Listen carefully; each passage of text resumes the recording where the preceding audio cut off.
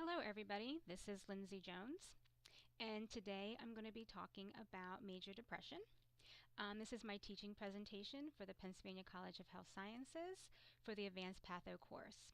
My teaching presentation is going to be in a format for nursing students. So I'm going to go ahead and start like I'd be presenting to my students. Hello guys, and thanks for joining me today. This is Mrs. Jones. We are going to be talking about major depression today as it relates into your Med-Surg 2 course. So let's talk about some objectives that you need to conquer through this lecture. The first one, we're going to be looking at health assessment. I want you to identify subjective and objective data from an assessment that correlates to major depression. Next, we're going to take a look at the patho and physiology. Describe the pathophysiology of major depression. Next, we're going to take a look at the psychosocial concerns. And you should be able to correlate two concepts of psychosocial health that are affected by major depression. We're going to look at the pharmacology. You should be able to identify common pharmacological treatments for major depression. And then lastly, we're going to take a look at the nursing diagnosis. I want you to understand the nursing diagnoses and why they are appropriate for patients with major depression. This presentation and lecture is going to be based upon a case study. We're going to be looking at a person that has major depression, and we're going to be developing an educational plan as the nurse. So I want you guys all to take a brief minute here to read our major depression case study, and take a minute, and I want you to read through it, and then you can move on to the next slide.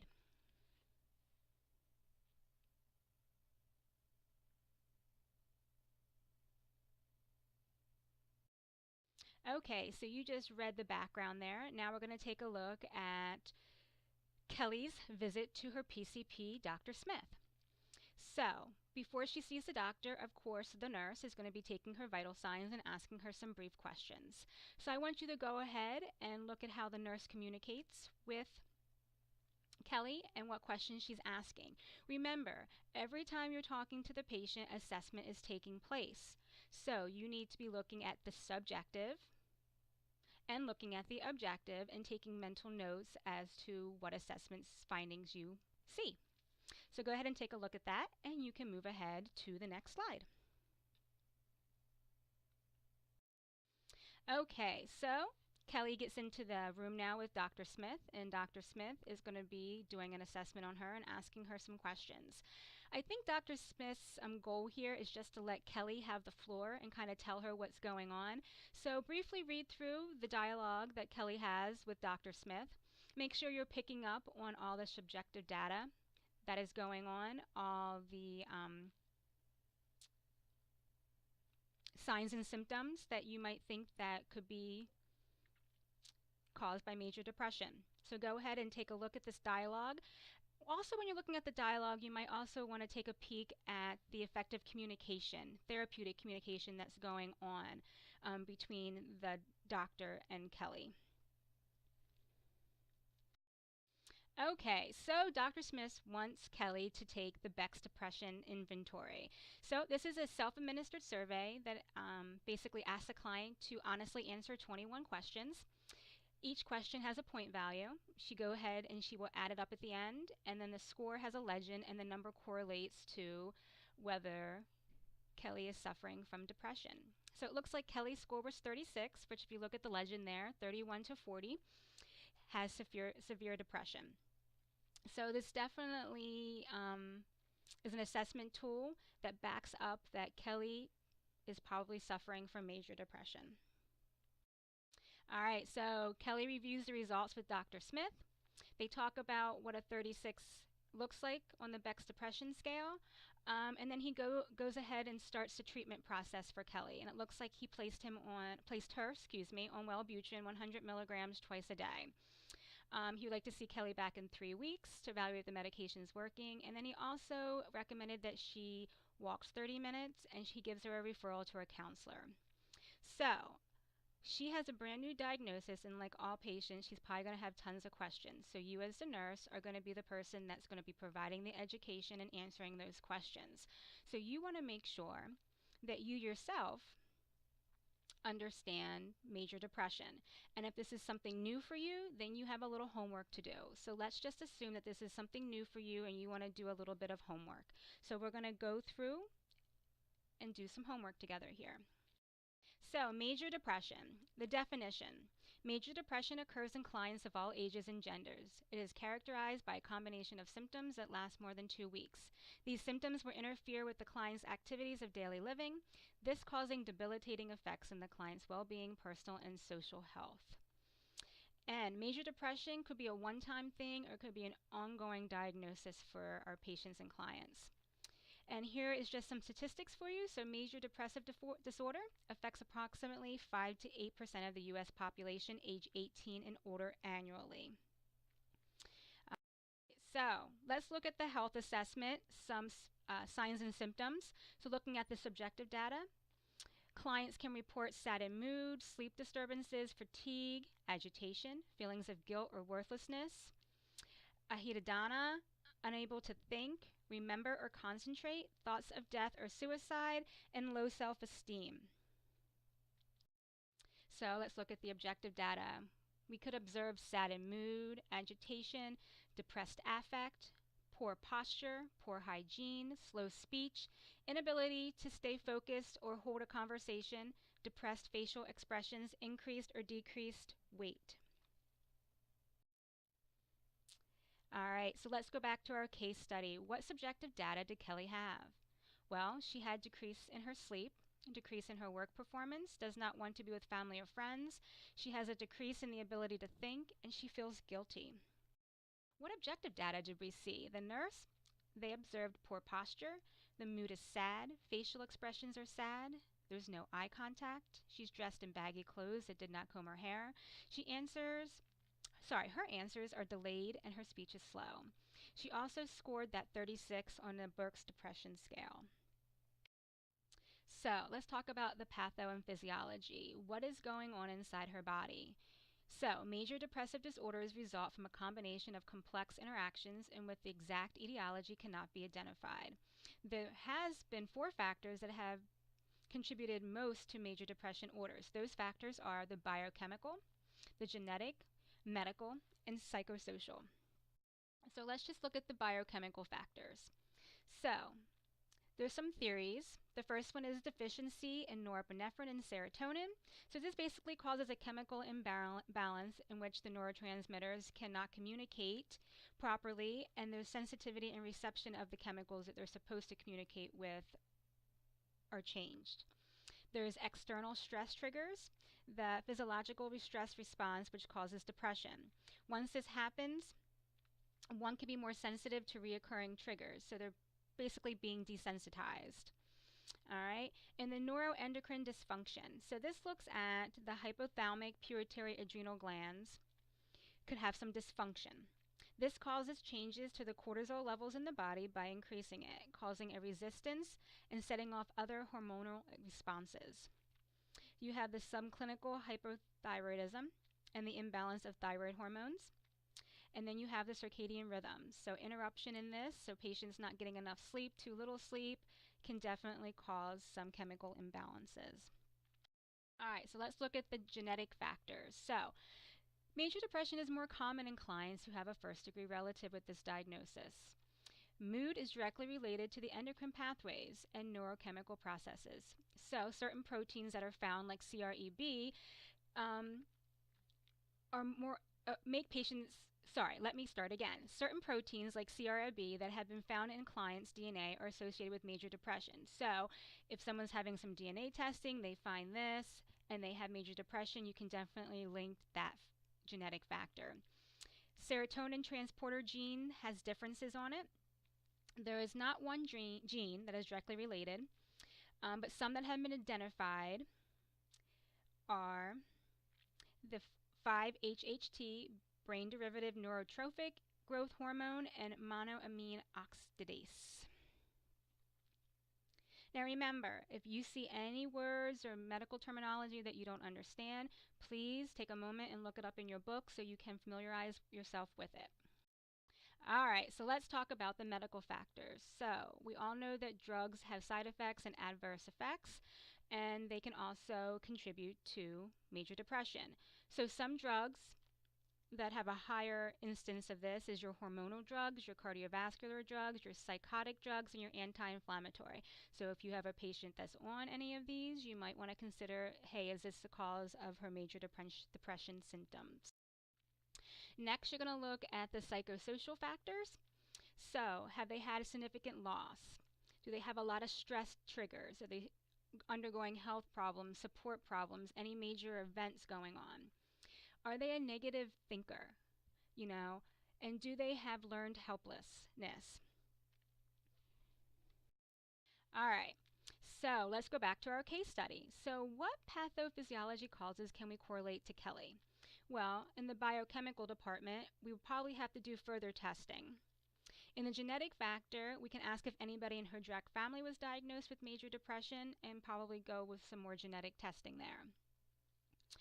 The medical, Kelly doesn't take any medications at this time and have any medical problems, so we can kind of not worry about that one. But her psychosocial, she has a lot going on. So Kelly has lost her dog, her only son moved out, leaving her alone, stressful events of her son moving out and losing her dog. She got a double whammy there. And Kelly has guilt about how she feels. All right. So let's look at pathophysiology with some health and illness concepts. So one of our concepts is sleep. So let's talk about the normal pathology of sleep. All right. So you need to have a constant pattern that allows the body to restore itself. The body goes through different stages of sleep, and during the deep sleep stages, the body is able to restore itself by allowing processes to occur. Metabolism of fat occurs during this deep sleep stage. This allows normal regulation of hormones such as cortisol. Cortisol is directly related to appetite and fat deposits in major depression. Looking back at the pathophysiology that we talked about, you saw cortisol came up there, and it's being correlated here in the sleep concept. So let's correlate this now to the case study. So Kelly has already mentioned that her sleep pattern is disturbed. She is not able to enter into the constant pattern of sleep and get into that deep sleep stage. So she is not getting the proper metabolism of her fats, which regulating an abnormal in cortisol levels contribute to the client having major depression. Cortisol is related to appetite and fat deposits, and Kelly has gained weight. All right, so let's look at another concept, and let's talk about hormone regulation. So I'll let you go ahead and read the normal pathophysiology of hormones, and then we're going to correlate it to the case study.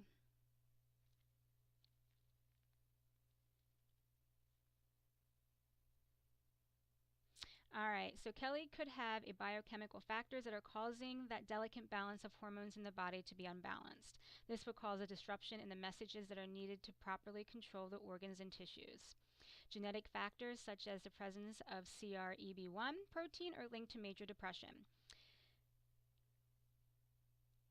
The body's neuromuscular processes are directly affected to the pathways of the central and peripheral nervous system. Some clients' bodies have processes that are activate reactions like the cyclic AMP, which causes the CREB1 bind to cells, thus causing them to be more likely to have depression. All right, so let's look at another concept, which is the intracranial regulation. So this refers to the organs and tissues located in the brain. This controls the system for the body. This is the control system for the body. The brain controls the body using different processes, one of them in transmission of neurons. Neurotransmitters allow the impulses to carry information to cells. Case study correlation. So Kelly may have changes in the ability to receive neurotransmitters or sensitivity to chemicals. This allows the transmission to happen. This alteration can cause messages to not get proper placed in the brain to process. This might explain Kelly's decrease in concentration, ability to process questions, and slow speech. All right, so let's look at another concept, which is nutrition. You can go ahead and read the normal pathophysiology of nutrition, and then we're going to go ahead and correlate it to the case study with Kelly.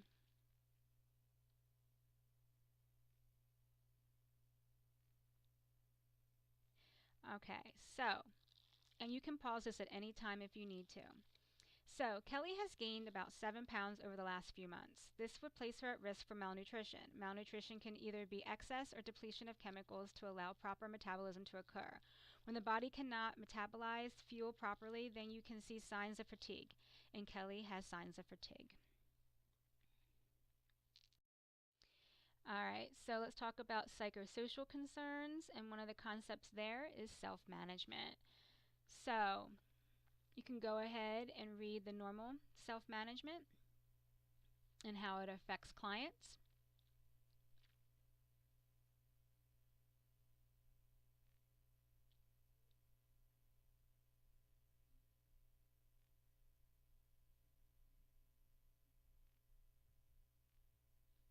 And let's go ahead and correlate this with Kelly. So with Kelly, the self-management concept needs to be considered and her plan of care may need to be altered as Kelly is not able at this point to efficiently care for herself. Kelly knew there was a problem and made the first step by calling her PCP. Now the PCP will have to be the vehicle in the disease process to give her the right resources to help her achieve that. The nurse will have to alter her educational plan to meet the needs of Kelly right now and then reevaluate it.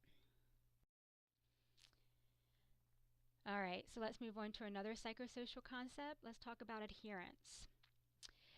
So you can go ahead and read the background on the adherence concept, and then we will go ahead and relate it to Kelly.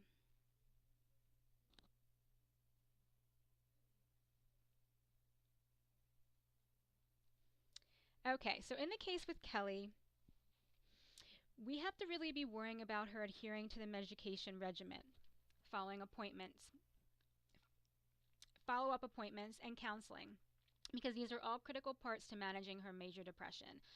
She was prescribed Wellbutrin, and as we all know, that may take 1 to 2 weeks before the body's response to the medication. So people are more likely to give up on it because they're not getting the results they want. The care provider needs to make sure to educate Kelly on the importance of taking it daily. Kelly will also need to follow up frequently, so if any adjustments to the treatments are needed, they can be made. For Kelly, who does not want to leave the house and is tired all the time, she might be more likely to cancel appointments. All right, so let's get into the pharmacology. So, the number one treatment, of course, is antidepressants. Then there's different categories of antidepressants, and they all work a little bit differently. So we're going to talk about 3 categories. We're going to talk about the tricyclics, the heterocyclic, and the selective serotonin reuptake inhibitors, also known as SSRIs. So let's talk about the tricyclics. The drug is amitriptyline, also known as Elavil. Therapeutic class is antidepressant. The pharmacological class is tricyclic antidepressant. The usual dose is 75 milligrams per day. The side effects that we should tell her to look out for is suicidal thoughts, lethargy, sedation, dry eyes and mouth, hypotension, and constipation. The pharmacodynamics, basically what it does is it increases the effects of serotonin and norepinephrine. The pharmacokinetics, absorbed in the GI tract, binds to plasma proteins, and it's metabolized in gastric juices and excreted via the kidneys. All right, let's move on to the heterocyclic. The drug is bupropion, also known as Wellbutrin. This is what Kelly was prescribed. The therapeutic class is an antidepressant and a smoking deterrent. The pharmacological class is aminoketones. The usual dose is 100 milligrams twice a day. The side effects we should tell Kelly to look out for is suicidal thoughts, seizures, agitation, headache, dry mouth, nausea, vomiting, and tremors. The pharmacodynamics. So in the central nervous system, it lessens the reuptake of dopamine. Neuronal uptake of serotonin and norepinephrine is also decreased. The pharmacokinetics is very well absorbed and is metabolized by the liver. The last category is our selective serotonin reuptake inhibitors, SSRIs. The drug we're going to look at is paroxetine hydrochloride, Paxil. Therapeutic class is an antidepressant and anxiety agent. The pharmacological class is the SSRI. The usual dose is 20 milligrams daily, and it's usually taken in the morning. Some side effects is anxiety, dizziness, drowsiness, headache, insomnia, weakness, constipation, diarrhea, dry mouth, nausea, ejaculatory disturbances, and sweating. The pharmacodynamics increases the effects of serotonin, and the pharmacokinetics is absorbed very well, binds to proteins, and metabolized in the liver. So you can kind of see how all three of those medications work with hormones and chemicals in the brain, but they work with those hormones a little bit differently. So in treatment, sometimes we have to play around with the pharmacological and see which one works best for the patient. All right, so let's talk about our nursing diagnoses. So the first one I picked, and the most important I think, is a self-care deficit related to the decreased need to groom as evidenced by patient unkept and appearance. I also thought impaired social interaction related to isolation as evidenced by not wanting to spend time with family or friends. Then I looked at hopelessness related to negative feelings as evidenced by statements of not being excited about life anymore. And then my final one was disturbed self-esteem related to sudden weight gain evidenced by only wanting to wear loose sweat clothes due to change in appearance. So they're the ones that I picked. I want you guys to stop the presentation right now, and I want you to write down which pick a nursing diagnosis, and then we'll go over it together. Okay, so we went over your nursing diagnosis, so let's look also at the national guidelines for treatment. So you can look at the American Psychiatric Association recommendations for treatment and see if what our plan of care is for Kelly is appropriate. So the plan of care wants to ensure that its ongoing evaluation of the patient's health, safety, and adherence to the plan of care is happening. Kelly received a referral to a counselor, so we're good on that. And then it talks about the acute phase, and that includes the patient's input on their choice of treatment, whether it's pharmaceuticals, somatic therapies, psychotherapies, or any combination. So Kelly's receiving a combination of pharmaceutical and psychotherapy. Dr. Smith could have asked what she would like to try as part of his assessment. So there could have been more dialogue between Dr. Smith and Kelly and having some more input. But then you also have somebody who is very timid, they're slumped over, there might not have been very much interaction, so maybe that's why Dr. Smith didn't engage in that. All right, so to continue with our guidelines, the next is the continuation phase. So this is a close monitoring of the patient at the beginning of the treatment. Kelly has a follow-up appointment in 2 to 3 weeks with the PCP. And like I said before, we have to make sure she keeps that appointment. The maintenance phase, once all treatment plans is working, keep up with the plan of care. So Kelly will have to follow up with her PCP and continue taking medication and going to therapy if that treatment plan helps with her symptoms. All right, so now is your turn here to talk about an education plan and some teaching. So I've developed some dialogue between the nurse and Kelly to make sure that she understands the plan of care and that she understands the treatment plan. So we can start with questions. Kelly asks, what were the findings in my visit today that resulted in my diagnosis of major depression? And the nurse could answer, Kelly, in your discussion with Dr. Smith and myself, you revealed that you are sad, had a recent loss, not getting sleep, and are not performing at your job well. These are all signs and symptoms of depression. Your statements of the symptoms are interfering with your daily life. The duration of the symptoms and your score on the Beck's depression inventory are what contributed to your major depression diagnosis. I will give you an informational pamphlet on major depression that you can keep. It goes over the signs and symptoms of major depression. So we can discuss how that dialogue went back and forth. Kelly asked a question. She was given a diagnosis that probably is new to her, might be a little bit of a shock to her. And then the nurse has to answer in a way that's informal, but also that we're not using any medical terms that she doesn't understand, and it's therapeutic communication. So we can go ahead and stop right now and discuss as a class how this question was answered. If you would add anything, change anything, and then we'll move on to the next slide. Okay, so let's move on to the next question. So the nurse is asking, Kelly, do you have any questions on the medication Dr. Smith prescribed? Kelly answers back, I understand that there are a lot of antidepressants that can be described. From what I understand, you have to be on Wellbutrin for a couple weeks to see the results. It allows for my brain to use the chemical correctly. And the nurse responds back, Kelly, that is correct. Wellbutrin does take a couple of weeks to produce a result. It's important that you take it as prescribed. Well, if the Wellbutrin is not working, as you stated, there are a lot of antidepressant medication. And we can try one until you find the right balance. It's important for you to report any side effects right away to the office. So we can stop it right now and talk about how that question was answered and how you would answer it as a nurse. Talk about if there was good therapeutic communication, and then we'll move on to the next slide. All right, so nurse asked Kelly, do you have any concerns about how you're going to be able to self-manage or adhere to the plan of care of your diagnosis of major depression? Kelly answers, I think the plan is manageable, but I just know that in the long run, I will have to comply to the plan so I can stay healthy. I want to be able to manage my depression on my own, but I know I will need the help of my support system, medication, and therapy. So we can go ahead and stop here and let's talk about how this question was answered, if there's anything we should have added. Does Kelly have a good understanding of how to manage her disease? And then we'll move on to the next slide. Okay, so the nurse asks, Kelly, do you have any other questions for me?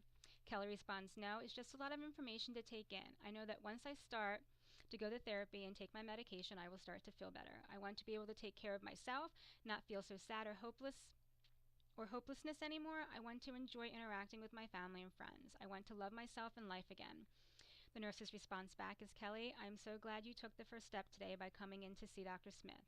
I want you to know that you are not alone and that we are here to support you so you are successful and meet your goals. Please do not hesitate to reach out to the office with questions. All right, we'll take another moment here to stop, and we will review the therapeutic communication here. Is there anything that we missed, anything we should add? And then I will move on and answer any questions that anybody might have, review anything that anybody might have missed, and these were the references I used for the presentation. So I'd like to thank everybody for listening to my lecture. I hope you met your objectives by learning and reviewing everything. If you have not, and you have further questions, please reach out to me. Thank you guys so much, and have a great day.